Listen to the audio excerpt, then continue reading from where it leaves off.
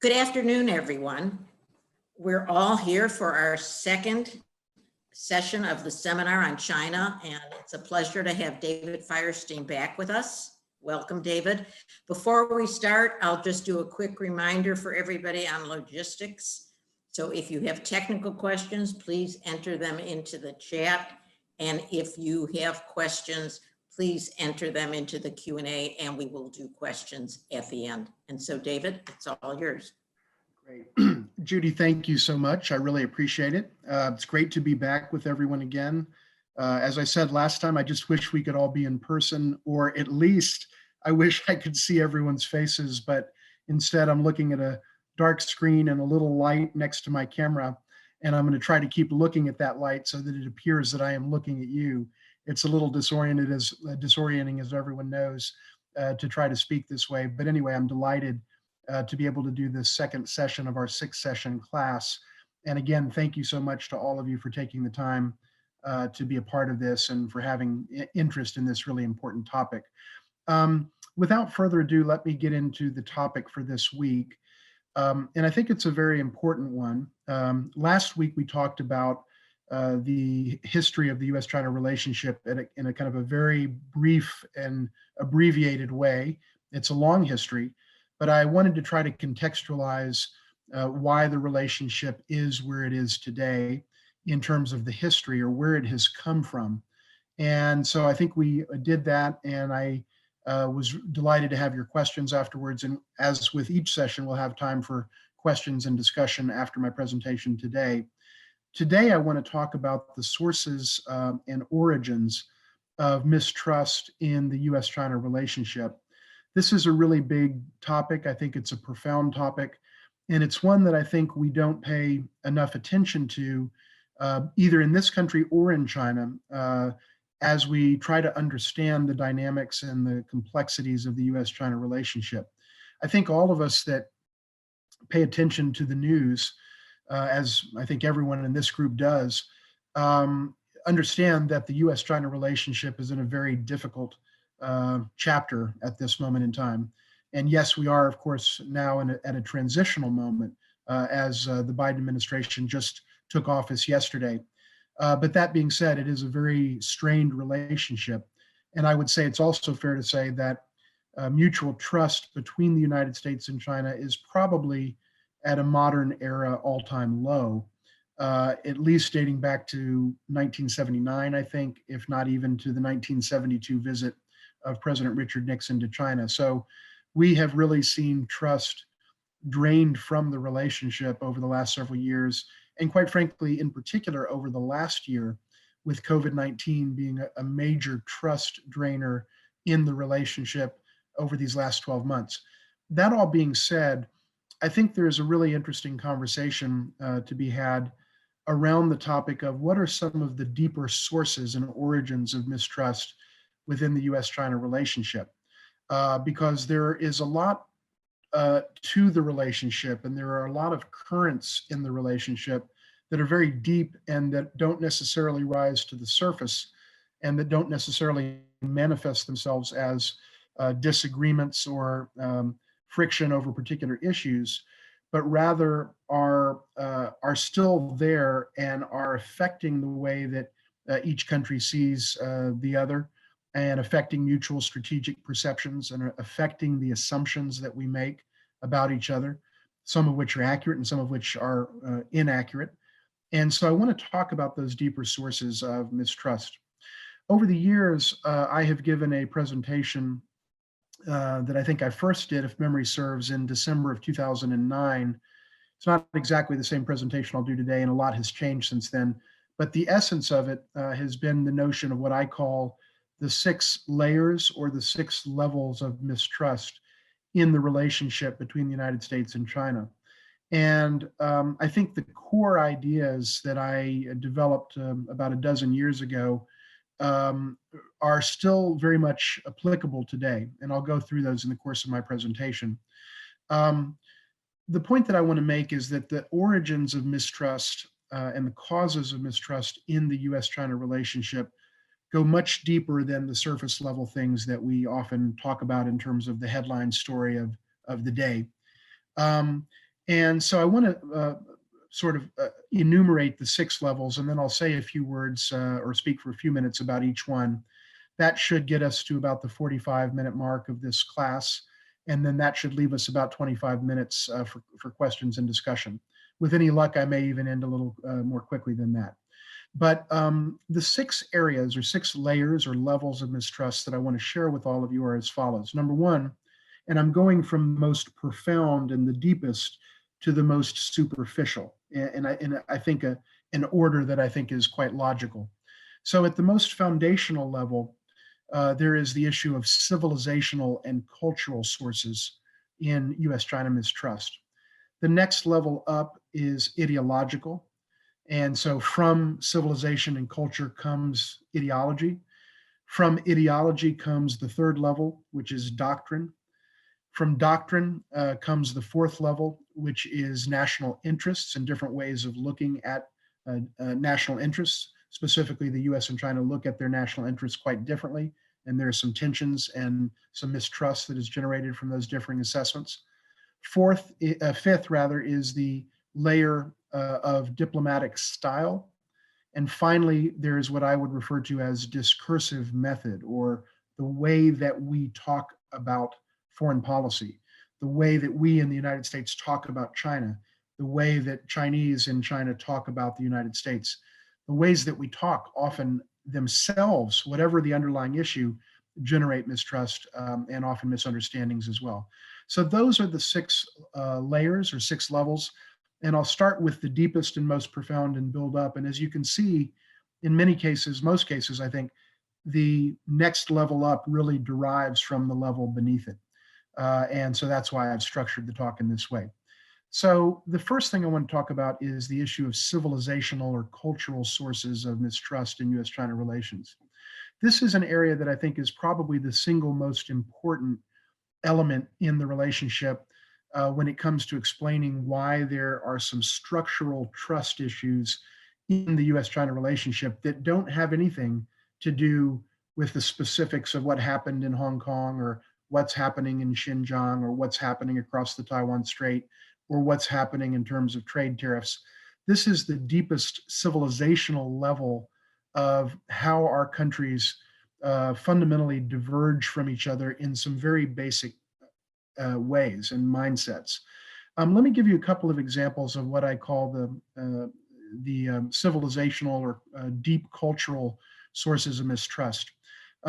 So first of all, and it probably is the most fundamental, as I think you'll see, there's one really profound difference between the United States and China, and that is that we, the United States, coming as we do from the Judeo-Christian civilizational tradition, are a country that, as a nation, broadly speaking, references God in our national life. That the notion that this is a country that God has blessed, the notion of our Pledge of Allegiance, the notion of our currency referencing "In God We Trust," and all the different examples that we could cite.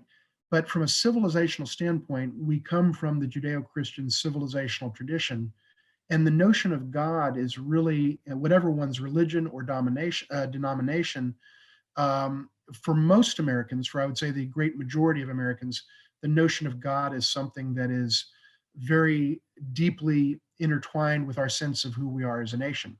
So there is a theistic element to our national identity. And I'll talk more about this as I compare and contrast this with the Chinese scenario, the Chinese situation. In China, it's a very different picture. China comes from a humanistic tradition. China is a country that does have a number of religious traditions associated with it, but none of them are theistic or God-based religious systems. So you have Confucianism, which is a kind of code of ethics that is humanistic and that does not talk about a deity. You have Taoism, or Taoism, as it's more correctly pronounced,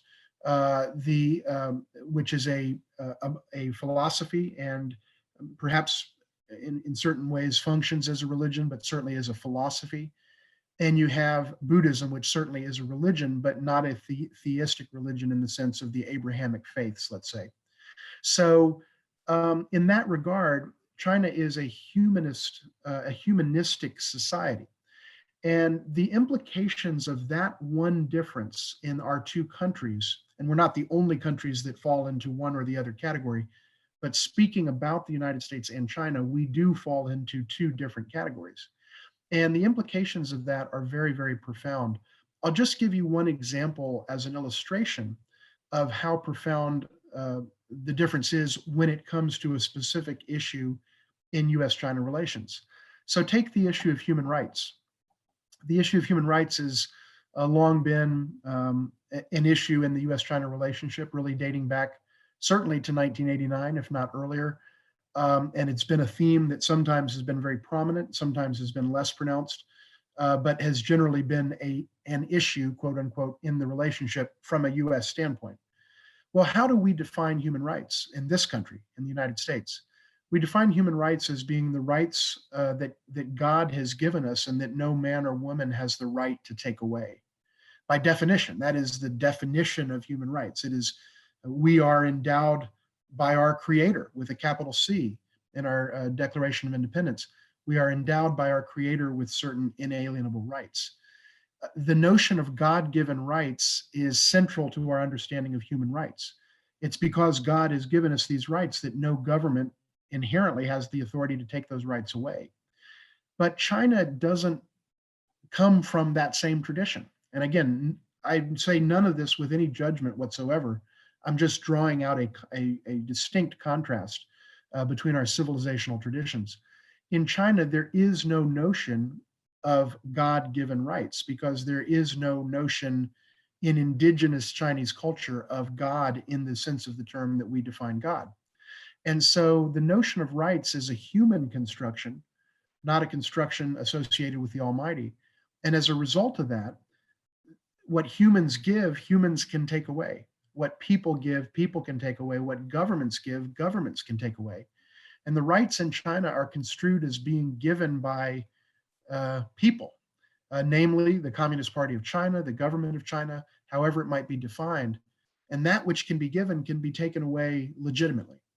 And so without making a judgment here for purposes of this part of the conversation, as soon as you start to understand that we come from a theistically centered way of looking at the world and China comes from a humanistically way of looking at the world, you see that our fundamental definition of human rights and our construction of the very idea of it differs sharply.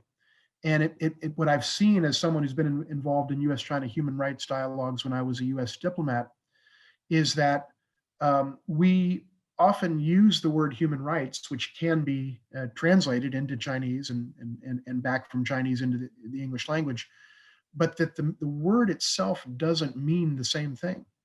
And so this is one of the reasons why we fundamentally find it difficult to talk to each other rather than to talk past each other around this issue. This is one example of several I could cite as to the way that civilizational sources give rise to very specific differences and trust issues within the U.S. China relationship. Let me make one other point around the civilizational cluster of issues, and I may not dwell at such length on every area. I will talk about all six, but just for the purposes of time, I'm keeping an eye on the time as well, and I know Judy will give me a signal at about the 45-minute past the hour mark. But let me just say one other thing that I think is really important, and that is that every country, I think, has a notion of dualism, a kind of dualism that is a mindset. And you'll see what I'm talking about here as I lay out the two cases, the US and China. In the United States, the dualism that we have is what I would refer to as a dualism of good and evil. And the dualism of good and evil comes from the Bible. Again, in the context of the Judeo-Christian civilizational tradition that gave rise to Europe and as we know it today in the United States. And the notion of good and evil comes from the very first words of the Bible. And the notion of Adam and Eve and the apple and the notion of moral agency. And to make a long story short, God could have programmed everyone to just do the right thing all the time, but God opted not to do that because presumably God realized that if God were to do that, that people would have no moral agency, and therefore, in a very profound sense, their lives would have no real meaning. It's in the ability to choose to do one thing or the other, or more specifically, to choose to do the right thing or the wrong thing. It's in that decision-making autonomy that our lives have any meaning. And we can choose good and we can choose evil. We can choose the right thing and the wrong thing. And that notion of choice is central to our identity as Western civilization, and certainly in the United States. And that notion of choice gives rise to concepts like democracy and the market. Because what is democracy but choice in the political marketplace? And what is the market but choice in the economic or commercial marketplace? So the notion of choice is the sacrosanct central concept of our civilization. But in the Chinese notion of dualism, it is a very different dualism. The Chinese dualism might best be summarized by saying it's the dualism of yin and yang. And I think everyone has heard of yin and yang, as it's often said in English, yin yang, or yin and yang as it's more correctly pronounced. It's the notion of balance. You know, the South Korean flag, or that circle that has kind of a swirling half and another swirling half and dots in the middle. And you see it on the South Korean flag, but you also see it in Buddhist imagery and in other contexts. That notion of yin and yang is very different from our dualism of kind of superiority, where one choice is better than the other. Good is better than evil by definition. But in the Chinese construct, the yin and yang are co-equal. The two forces of the dualism are of equal moral import. Neither is better than the other. You need both. You can't have just one and not the other. There is an inherent notion of balance between the two. And in all of those ways, that mindset leads China to a very different way of looking at the world than we do. So China's is a dualism of equivalence, and the U.S. dualism is a dualism of one is better than the other, a dualism of superiority. What does that mean for U.S. China relations today? It explains why, in my judgment, I think I was the first person to note this whole line of argument many years ago and to play it out in speeches and comments I've made over the years. But it explains why our countries fundamentally look at the world and comment about the world in very different ways. So, for example, when you have a dualism of equivalence, what you tend to say is, I'm okay, you're okay. I'll do things my way, you do things your way. My way works for me, your way works for you. I won't criticize you, and I'd appreciate it if you don't criticize me. And we can live in harmony so long as you respect my right to do my thing, and I will respect your right to do your thing. That is the Chinese mindset. But that Chinese mindset comes from this dualism that I've just described. But the US mindset, as we all know, is very different from that. The US mindset, when we're talking about the United States as a nation among nations and as the world's only superpower, our mindset is, and tell me if you've heard these words before. I say tell me, at least metaphorically. I know you may not reply back here at this moment, but do these words sound familiar? You're either with us or you're against us. The axis of evil. America as the nation blessed by God, the exceptional nation, the beacon of light unto the world, the shining city on a hill. Do these phrases ring a bell with folks? I know they do. And we talk about ourselves as being good, and we talk about others as being bad oftentimes. And we like to sit in judgment of many other nations in the world, sometimes not judging ourselves quite as harshly as we judge others, if I may add parenthetically. But we like to sit in judgment because fundamentally we're programmed through the good and evil dialectic to think of the world in terms of good and evil, not just we're different from you and you're different from us. I'm not criticizing that or taking issue with it for purposes of this discussion, but I'm pointing out again, nor am I criticizing the Chinese kind of I'm okay, you're okay approach for purposes here. What I'm saying is the distinction between those two mindsets is profound. And it leads us to be judgmental about other countries in a way that China doesn't feel authorized to do by virtue of the way that it approaches the world. There are a lot of issues like this. I could go into others, but let me go to the next topic. But you can see how these deep cultural sources contribute to frictions that are alive and well this very day. And they're not theoretical, they're not academic, they're dynamics that play out in the news literally every single day. The next level up is ideology, and I'll just say a few words about that. I think you certainly know, the basic issue here. China is a self-declared communist nation. More specifically, it is a socialist nation that adheres to what it refers to as socialism with Chinese characteristics. That is the specific set term that China uses. It draws a lot of its thinking from the writings of Karl Marx and Friedrich Engels, and in its constitution, in Article 1, Sentence 1 of the Constitution of the People's Republic of China, the most recent version, the version that's in force today, it states China is a people's democratic dictatorship, and that it's a socialist nation. And so by regime type, by self-defined regime type, China is the noun it uses to describe itself is that it is a dictatorship.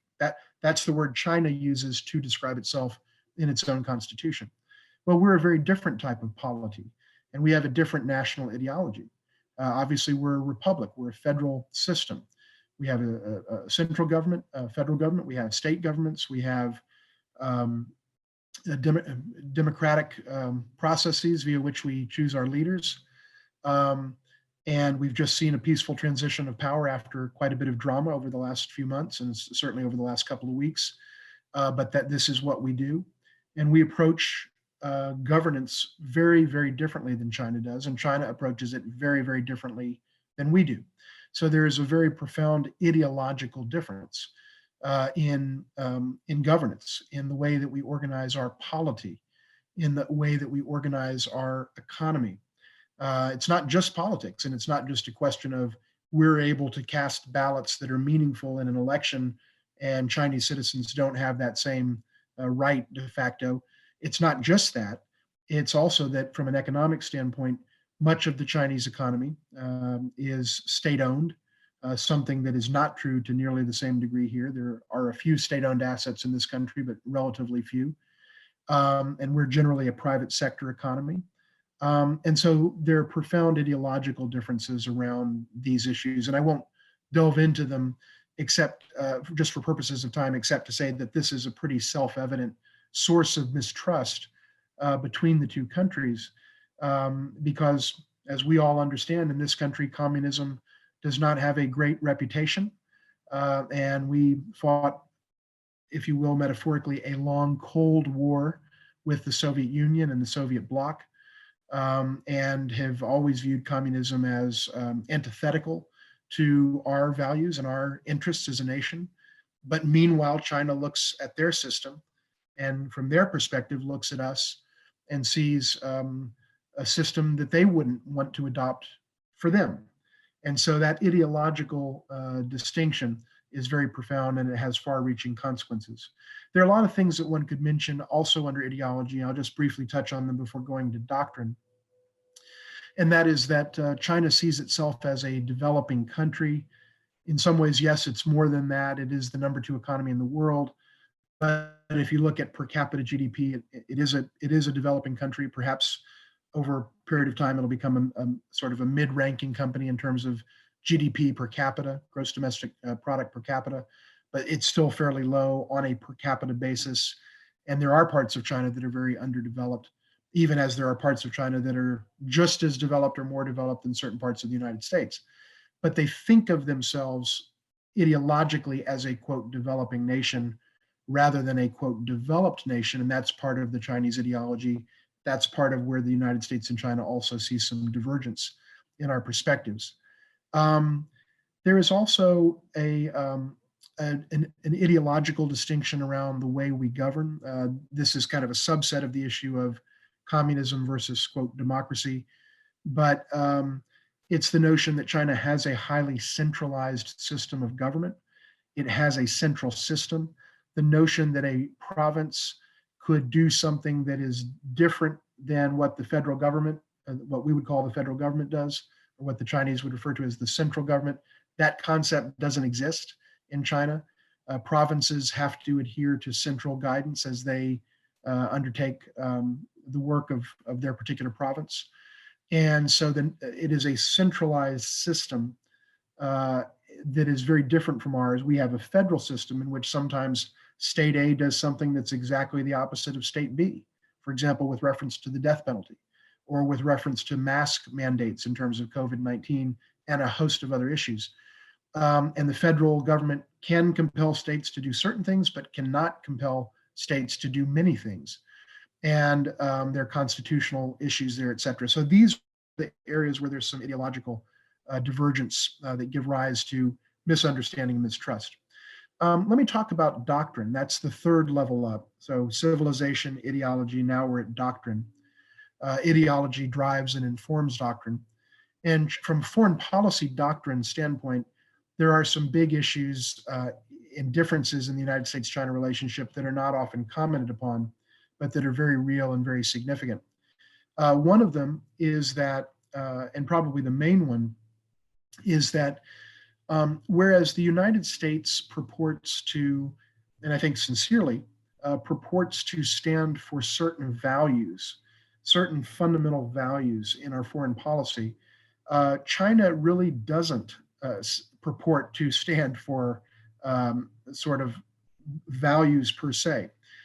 China seeks to claims that it stands for what I might refer to as procedural principles that are very, very important to China, but that are in a sense value neutral with respect to the desired end state for the world.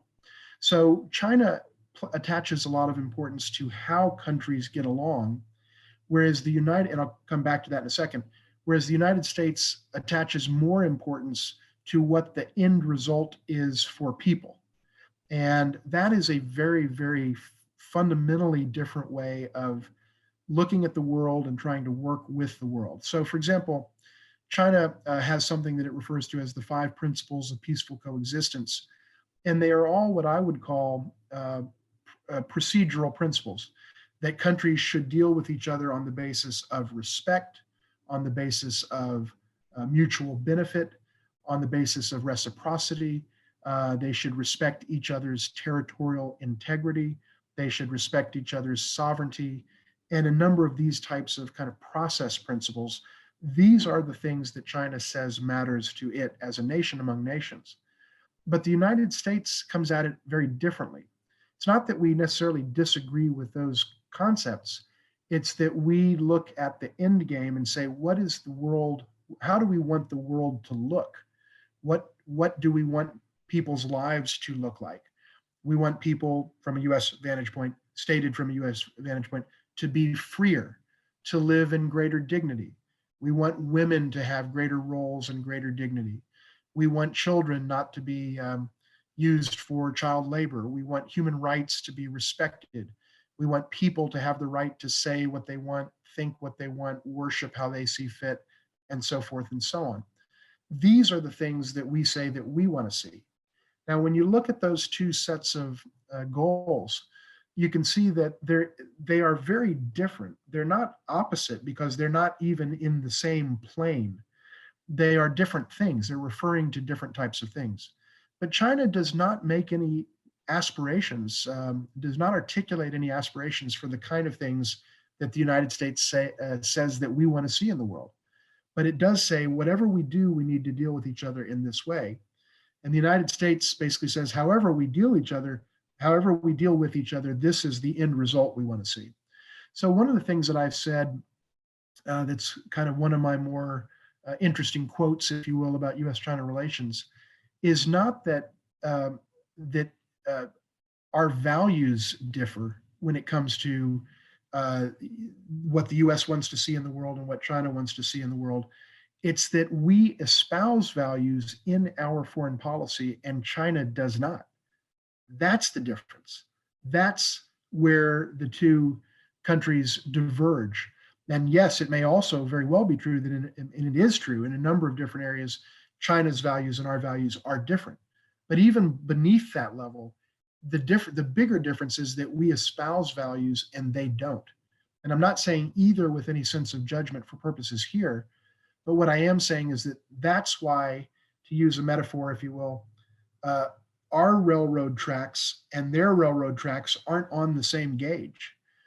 We don't align because we're not fundamentally pursuing analogous things. And that's the bigger difference in our foreign policies than any difference over values. So that's one area where at a doctrinal level, we just don't come at the world the same way. A couple of other points on doctrine.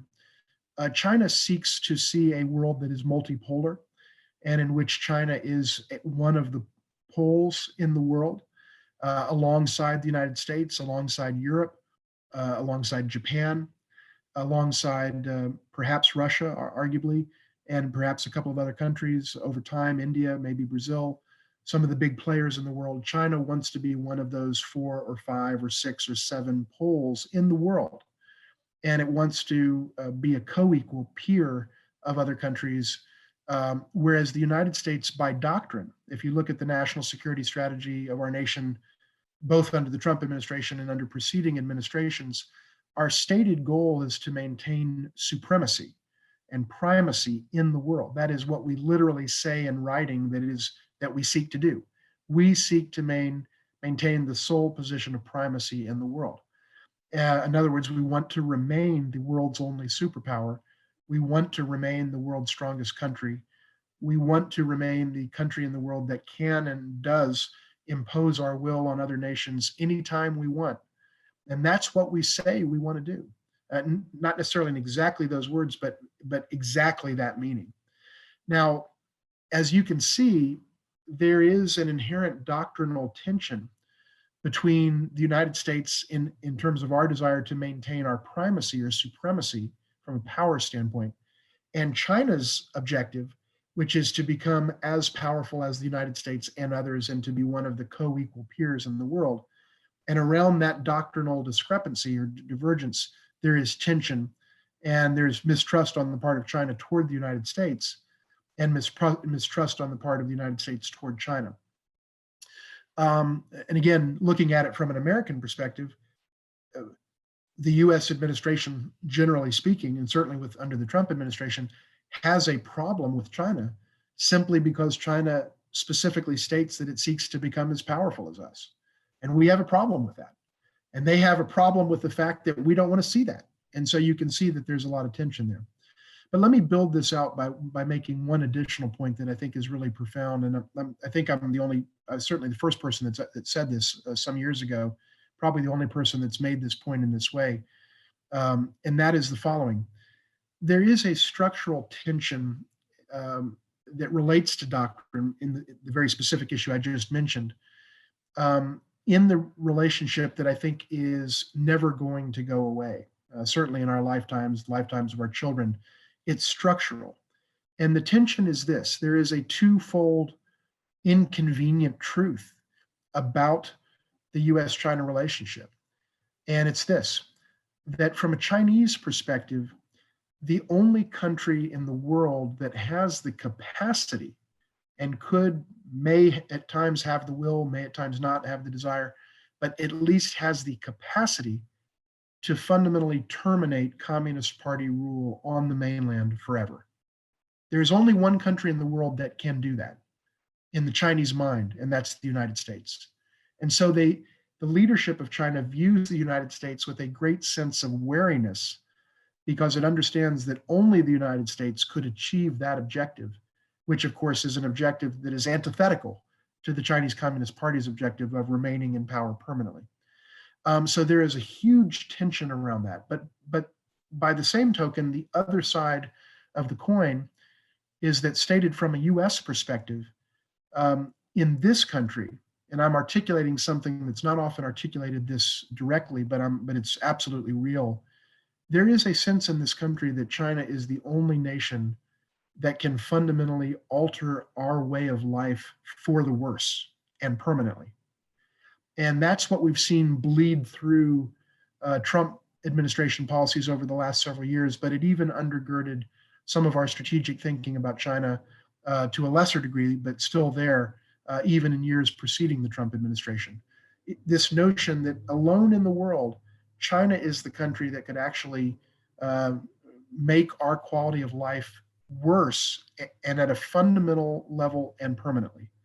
And therefore that it is a kind of existential competitive threat to our nation, if not more. There are some that argue, I don't, but there are some that argue that China is the enemy of our nation. Most Americans, according to recent polling, don't view it that way. Joe Biden doesn't view it that way. No former living US president views it that way. But Trump and the people around him and a number of allies in Congress, mostly on the Republican side of the aisle, do view it that way. And so this notion of China as existential competitor or maybe even enemy is there on the US side. They can hurt us and we can hurt them. That's what it boils down to. That's what the two mutual strategic threat perceptions are at their core. And that's what makes this relationship so tense. And it stems from some of these doctrinal issues that I've talked about. Let me talk a little bit about, before concluding here shortly, about the next issue, which is the next level, the fourth level of sources of mistrust, and that is the issue of interests. So in the world of international relations, interests are the currency, if you will. They're the coin of the realm. Countries define themselves through their interests, and they express their identity through their articulation of their national interests. One of the points, parenthetically, that I've made in speeches over the years is that, and this is an interesting point that's I don't think people often think about or comment on, and that is that interests are actually human constructions. Interests are constructed. They're not inherent. They're not physical, palpable things that are on the elemental chart. They are mindsets. They are thinking, and thinking can change. And interests often do change, sometimes very dramatically. I'll give you an example. Before 1971, the United States believed it was in our interest to have no engagement with China. And when Kissinger and Nixon went to China, overnight we came to the belief that it was absolutely in our interest to have a growing engagement with China. And it changed. One night, one day to the next, it changed. And there was diplomatic process behind that, but ultimately these visits prompted a 180-degree change in policy. And we can point to many examples of that all over the world. So interests are human constructions. They're not inherent. They're not, they can change as people's thinking changes. But that being said, where are the interests of the United States and China today, and how, to what degree do they align, and to what degree do they come into tension with each other? Well, on a host of really important issues, the United States and China have fundamentally different interests. And I'll talk more about this over the course of this six-session class. But the point that I want to make here just briefly before concluding with diplomatic style and discursive method is to make the point that where it comes to a number of profound issues, the US and China simply don't see them the same way, and this gives rise to mistrust. Examples. The Communist Party of China wants to remain in power permanently, full stop. And I think many in the United States, not necessarily the official US government position, but certainly closer to the official position of the US administration under Trump, the US, I think, has real qualms about the Communist Party and fundamentally disagrees with the Communist Party's way of doing things. And I think if you were to ask many people in Washington, even though this may not be a statement of official US policy, but simply were to ask them, do you think the world would be a better place if there were no Communist Party of China? I think the overwhelming majority of elected officials would say, well, of course. So there's a difference in interests in terms of the issue of the Communist Party itself. The Chinese Communist Party wants to continue to exist. And I think many in the United States don't want it to continue to exist. So that's a very foundational divergence in interest. The issue of Taiwan, huge difference. I won't dwell on it. China sees Taiwan as part of China, rightful part of China. The United States sees Taiwan as a critically important partner, fellow democracy. We sell arms to Taiwan. China looks at that very much as if it were China selling arms to the state of Hawaii. The analogy is not exact, but it gives you the idea. they have a real problem with it. They're absolutely opposed to it. We do it. And there's big differences around that. We have arguably quite different interests in certain respects in the South China Sea, and we see tensions over that. We have different interests relative to the governance of Hong Kong. That has flared up over the last 6 or 7 months in the U.S. China relationship. We have different interests over human rights, as I've noted, in fundamentally different conceptions of the concept of human rights. And of course, not least, trade and technology, which have been probably the principal headline news in the U.S. China relationship over the last 4 years for sure, and even longer than that, but especially during the Trump administration. We have some very different interests around that. So objectively, the United States and China just have very different interests, and that gives rise to a lot of tension. Most people look at the U.S.-China relationship and just look at the interests. What I've tried to do at the levels below the interests is talk about civilization, ideology, and doctrine, but the interest piece of this is also not unimportant. Finally, and maybe just very briefly to conclude here, and I am keeping an eye on the time, diplomatic style. China prefers a style that is in many ways a style of diplomacy and of engaging with other nations and with us that is perhaps different than in certain respects how the United States likes to deal with China. And that's never been more true than it was over the last 4 years of the Trump administration. But even before that and going forward beyond the Trump administration, that there is an element of divergence there.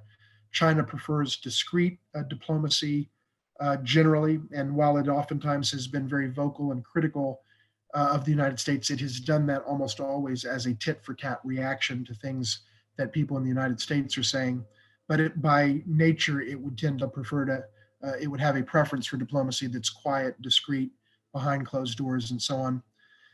China places a great emphasis on form over substance. I think in many cases, the symbolics of visits, the optics, are extremely important to the Chinese, probably more so than they are to the United States.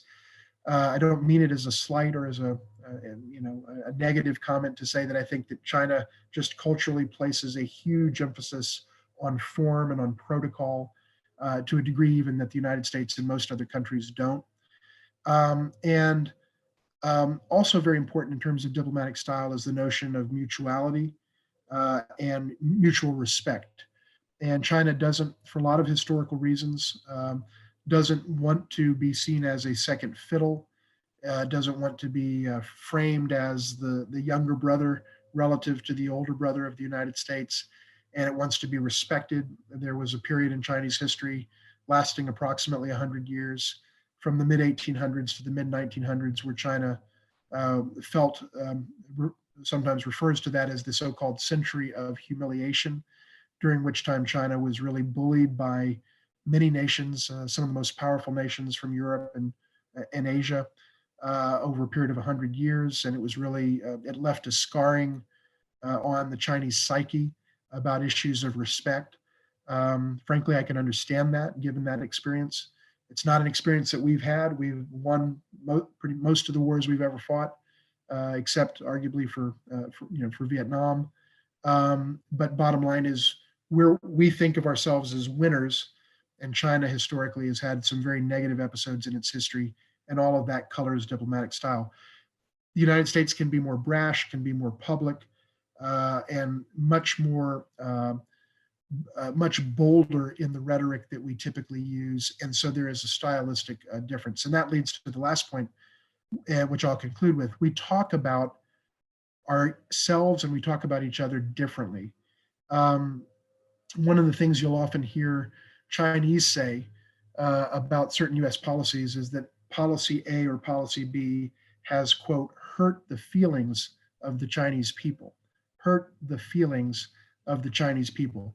That's something that is inconceivable to hear, to even imagine hearing from Jen Psaki, the President Biden spokeswoman, or any other presidential press secretary or anyone else. It's not how we talk. It's not how we think about it. And so it's also not how we talk. But the notion of the feelings of the people is something that is a concept that is very much alive and well. Just this week, it was either today or yesterday, I think it was actually yesterday, I saw a press release from the Chinese Foreign Ministry in which they said policy A and policy B, quote, hurt the feelings of the Chinese people. So we don't talk like that, and it's hard for us to comprehend that.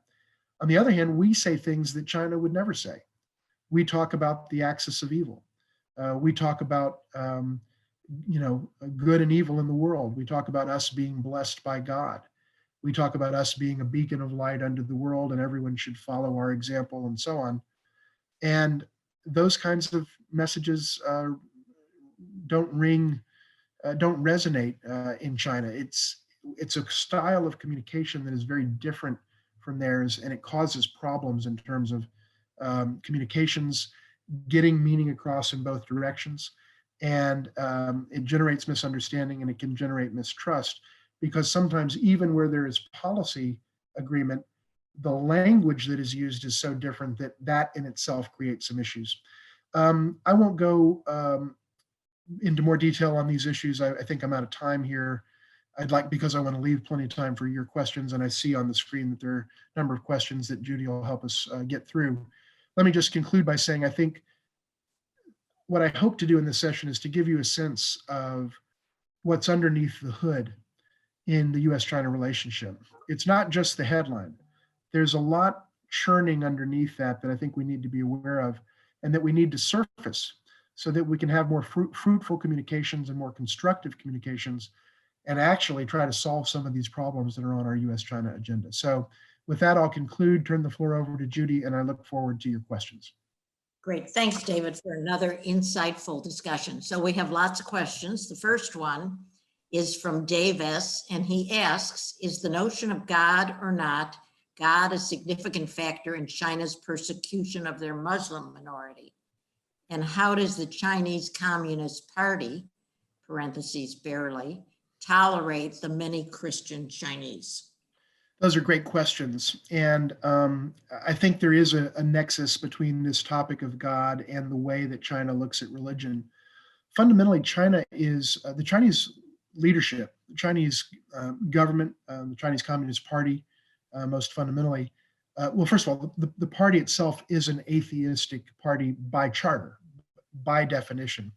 And that's true of any communist party in the world. Generally, by definition, it rejects the so-called opiate of the masses, the term that Karl Marx used to describe religion, just as at a principled level. And so the Communist Party is, by definition and by charter, an atheistic entity. As a quick parenthetical note, some of the most devout Christians I personally know are members of the Communist Party of China. And by the way, I'm Jewish. But some of the most devout Christians who read the Bible and practice their beliefs and live in a way that they believe Jesus would want them to live are members of the Communist Party, people that I've known for 30 years. So there's the theory and there's the practice, but certainly the overwhelming majority of the Communist Party is atheistic. Now, that being said, China is very mistrustful and very wary of religion. It thinks that it can be a force for disorder, a force for kind of, as they would frame it, superstition, backwardness, unenlightened views relative to science.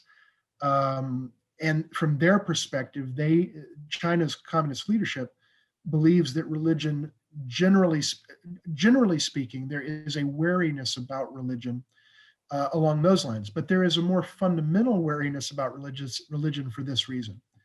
And that is that in a one-party state, which China is, in a state, in an authoritarian state, in a self-described dictatorship, People's Democratic Dictatorship, as they put it in their constitution, you can only have one source of power. And that source of power is the Communist Party of China, full stop. And so the Communist Party fundamentally is wary of any source of power or any facilitator of lateral societal organization that is not controlled by the party. They are mistrustful of that. They don't want to see that generally. They want to regulate how their society develops. They don't want NGOs and nonprofits out there doing their thing, whatever that may be, without China condoning it, the leadership of China. They don't want religious activities that are outside the purview of the Chinese Communist Party guidance. And so there is a fundamental issue around that. And this is why China takes a jaundiced view in a way that is very jarring from an American perspective um, toward religion. And it leads to the kinds of policies that we see playing out in Xinjiang, with some really deplorable things being reported out of Xinjiang, the roundup of very large numbers of Uyghur minorities, the persecution of those individuals, the placing of them into camps surrounded by barbed wire fences and so on. Things that are repugnant to the American people do occur in China. And it's when you understand where the party is coming from on religion generally, you can see why it's in their mind easy to do these kinds of things, even though from our vantage point, these are absolutely repugnant actions. So that sort of addresses the issue of the question of Uyghurs in Xinjiang. The other part of your question, just briefly on the topic of Christians, there are many Christians, I think tens of millions of Christians, self-identified believers in the Christian faith in China. They, to certain degrees, have the ability to go to a church and worship. Sometimes it's easier to do that. Sometimes it's harder. Sometimes China allows a little bit more latitude in that. Sometimes it doesn't. There are also house churches where people pray where they feel a little safer. Catholics have an interesting conundrum because the China has Catholics, but it doesn't grant the authority of the Pope, because again, issues of sovereignty go to the very core of how China thinks about itself, and the notion that there are people in China that somehow are loyal to the Pope but not to the leaders of China is problematic from a Chinese standpoint, Chinese Communist Party or Chinese leadership standpoint. That being said, I know a good number of Christians in China who practice their faith, and they're able to do it. But it's also true that the Chinese government often puts up impediments to that. And I think the key thing is, as long as the Chinese government feels that a person is kind of practicing their faith, they can believe in Jesus, they can believe in God, they can celebrate Hanukkah, as I do, whatever. As long as they're not laterally organizing and turning that into large-scale social movements that potentially threaten the stability of China, there is an ability to tolerate that. But the level of scrutiny and intrusiveness and constraints around religious expression in China is like nothing that we're used to in this country. So it's hard. It's hard to, as an American, to look at that and not feel a sense of sadness and anger. But again, China is coming at this from an absolutely different angle than we are. And that gives rise to these very differing views that they have and that we have about the importance of religious expression. Thanks, David. Walt Persons asks, if given the opportunity, do you believe Chinese citizens would choose to have the right to vote on their leadership? That's a really good question. It's a really good question. I think the short answer is probably yes. I think so. I tend to believe that in general, people, when given the choice, want more choice rather than less choice. I just tend to default to that assessment. I think that is probably true in China, but the reason I'm hedging a little bit is because there's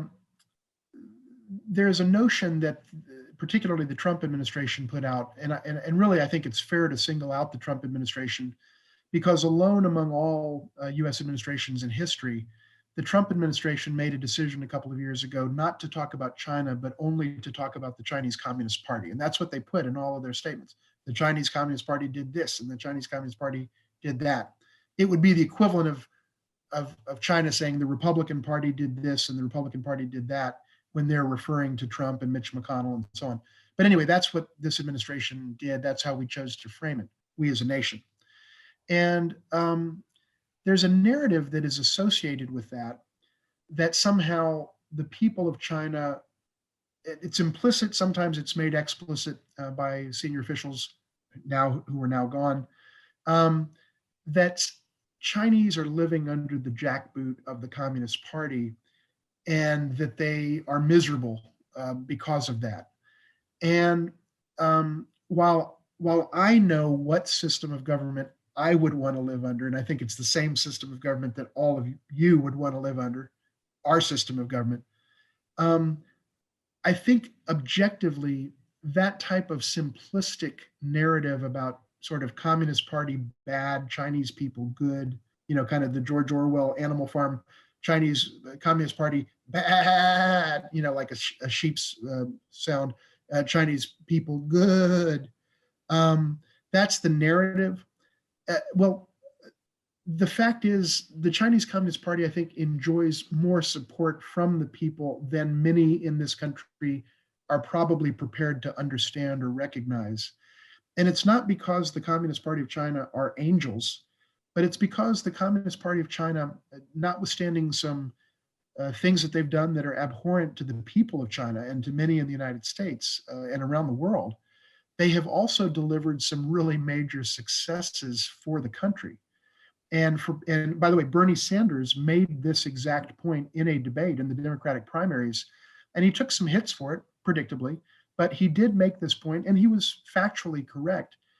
But the point that I'm making is not what is Bernie Sanders or what do I think, but from a Chinese population perspective, the Chinese citizenry, the Communist Party has delivered some serious successes. For one thing, let me just give you one example that's current.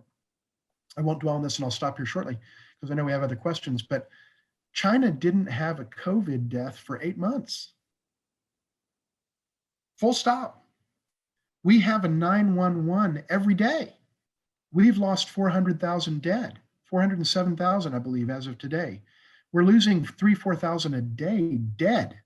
China didn't have a COVID death for the last 8 months. So all I'm saying is I've been very critical publicly of many aspects of Chinese behavior, many Chinese policies, things that I think they're doing that I think are wrong. But all I'm trying to say is the Chinese people may not see it how I see it. And they may not see it how Judy Noodleman sees it or how anyone else on this call sees it. And we just have to be cognizant of that. So would China want to be able to elect its leaders? Yes.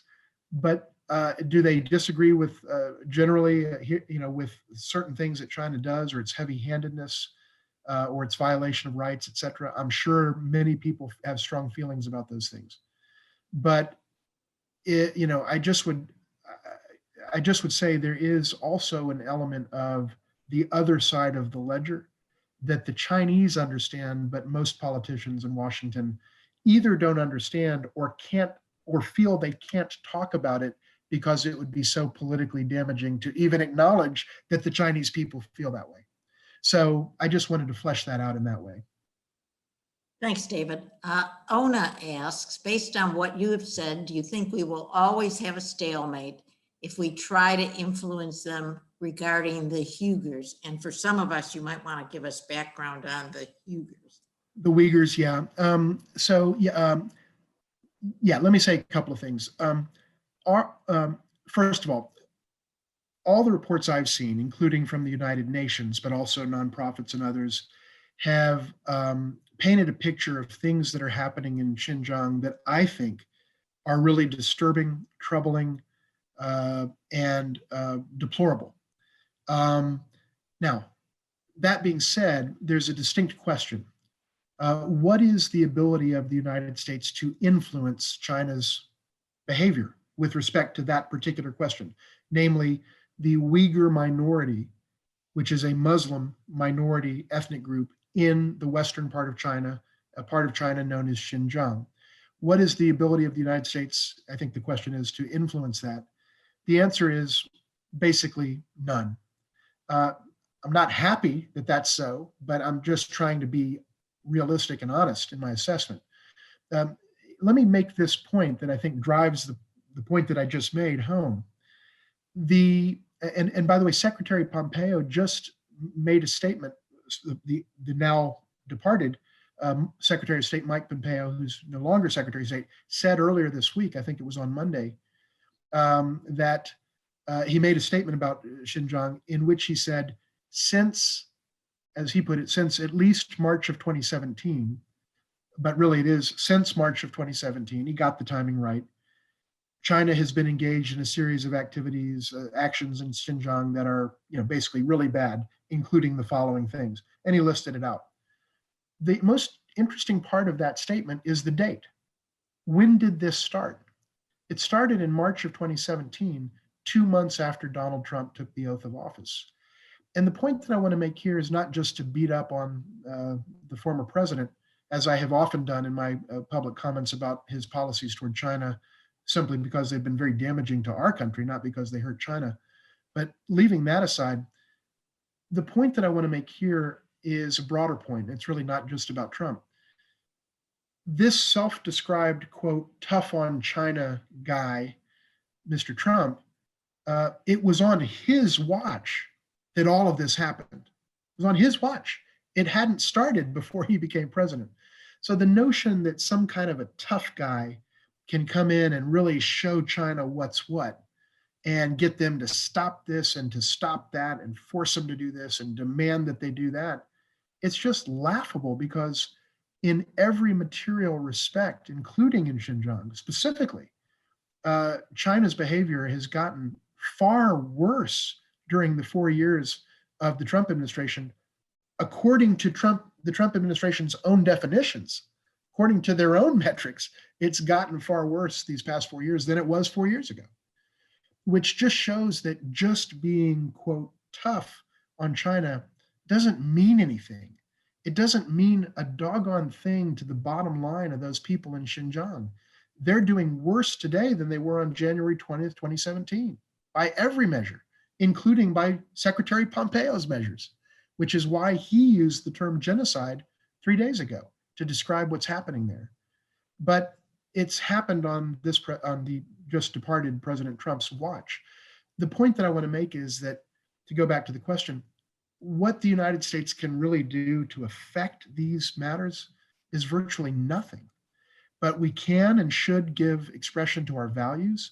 We can and should act in accordance with our nation's interests as we define them. We should work to advance the interests of the American people and our security and our prosperity. We should seek to use the power of our example, not just, as President Biden said yesterday, the example of our power, and as others have said, a well-worn quote. And we can and should do those things. But can we get the Chinese to stop doing what they're doing in Xinjiang? Absolutely not. Can we get them to stop doing what they're doing in Hong Kong today? Absolutely not. And the list goes on. So I think it's what's really important for our nation is to focus on the areas where we can make a difference, and let the ultimate metric be the interests of the American people. And that's what got away from the Trump administration over the last 4 years. Thanks, David. Lance asks, if China so highly values mutual respect and reciprocity, how does it rationalize its flouting of longstanding international norms in its action in the South China Sea, which is not just a U.S. versus China issue? Isn't a claim of traditional hegemony, you'll have to help me with that one, in that area indefensible under settled international law and norms? Yes, it is. It's absolutely indefensible, 100%. That's exactly the word, indefensible. That's exactly the word I've used repeatedly on the record. China's position on the South China Sea is absolutely indefensible under settled international law, and specifically the United Nations Convention on Law of the Sea. No question about it. And the way to square the circle, because the question is a great question, it's a very accurate premise to the question. The way to square the circle is that China is no less hypocritical than we are. That's the answer. So to give one more sentence to flesh that out, they call for mutuality, mutual respect, reciprocity. And they sometimes flout that in various ways, in ways that are very hypocritical and that betray a hypocrisy. And the reason for that is the same reason that we do it, that like us, China regards itself as an exceptional nation. And in international, and I've done some serious work on exceptionalism, and I've got some talks online that you could look at that I think are actually quite good talks, frankly, on this topic. But the basic definition of exceptionalism is it's in international relations. It is a country that thinks that the rules that apply to others don't apply to me. We are an exceptional nation, but so is China. And I've been one of the early voices to note that. And when I've said that in Beijing to policymakers and to think tankers and professors and others, they look at each other and they say, metaphorically, they say, you got a point. And it's not something they would go out and proudly proclaim the way that we do as a nation. We're proud to publicly proclaim we are an exceptional nation. But China feels like an exceptional nation, but doesn't go out and proudly proclaim it. But I think they privately acknowledge that, yes, that's a dynamic. That causes them to do things that aren't in alignment with their own stated values or process principles, and that's where you get the inconsistency. And the next one from Anonymous might be kind of related. They ask, what does China fear most in revolt, an internal people revolt, or broader invasions from Russia, North Korea, or Japan? China definitely has a lot more fear and concern about internal challenges rather than external challenges. And even to go back to something I said, as I mentioned, and it is true, China looks at the United States as the only country in the world that could topple the Communist Party, at least from a capacity standpoint. But it doesn't believe, in my opinion, that the United States seeks to do so. And in fact, it is not the stated policy of the US. It doesn't worry that the United States, I think, is going to launch a World War II style war against China. But it does worry that the United States could foment instability in the country through work that some US nonprofits do, or that the US does, or that the quote CIA does, according to this narrative, and so forth and so on. So the notion of the US being a threat or existential threat is consistent with what I'm saying now, which is that the concern is about internal matters. But there is a nexus between the two in the mind of the leadership of China. And so does China worry about Russia invading or getting into a war with China? No, I don't think so, not in a serious way. Does China worry about North Korea fighting a war with China? No. Does China worry about the repercussions of a Korean Peninsula scenario where there is war, where there is a war, or where there is a nuclear exchange or something like that? Absolutely, because China is a neighboring country and is a huge stakeholder in what happens on the peninsula, just from a physical standpoint. For example, if there's radiation from a nuclear exchange, God forbid, China is going to get it as the winds blow. And so they care a lot about the nuclear issue in North Korea and North Korea's pursuit of nuclear weapons. The United States and China are on the same side of that issue, though we approach it different ways. But no, I don't think China thinks any country has the ability or the intention to wage a war, to attack China in a military sense. But there are a lot of things they do worry about. But the thing that's on their minds first and foremost is internal stability in the country. And if I'm not mistaken, the Chinese internal homeland security budget, if you will, dwarfs even their externally facing military budget because that is where they see the potential threat. Wow, David, we have lots more questions, but unfortunately we've run out of time. So once again, I thank you so much for an excellent session. And I have to tell you that there was early on, if I can find it quickly, one of our participants said, David is definitely an excellent and informative lecturer, despite not having a visible audience. and having to stare into the computer camera very much holds my attention. Great lecture. So Thank you so much. I really appreciate your sharing that, Judy. Judy, thank you to all of you. Thank you for being a part of this. And I really look forward to every Thursday into next week. And listen, I'm so appreciate the questions, and I'm looking forward to next Thursday. Look forward to seeing you then. Take care, David. Thank you, everybody. Thank you, Judy. Thank you so much. Bye, everybody. Bye-bye.